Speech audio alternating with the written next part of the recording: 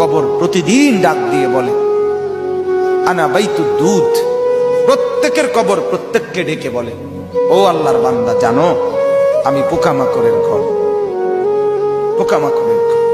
তুমি তো সেই বান্দা যে একটা মশা কানের পাশ দিয়ে উড়ে গেলে তোমার ঘুম বন্ধ হয়ে যায়, চোখ মিলে যায়।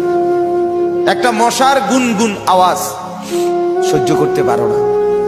একবার কয়েল, একবার অ্যারোসল, একবার মশারি, এরপরও তুমি চাও যে একটা মশাও যেন আমার কানের কাছে গুনগুন না করে। তো 5 ঘন্টার ঘুমের জন্য, 6 ঘন্টার ঘুমের জন্য বান্দা এই যত্ন নিলা, অনন্তকাল কিংবা বছরের পর বছর কবরের যে ঘুম দিবা, পড়ে থাকবা সেই ঘরে, পোকা মাকড়ের ঘর, সেই ঘরে তুমি ঘুমাইবা কেমনে, থাকবা? আমার বাপ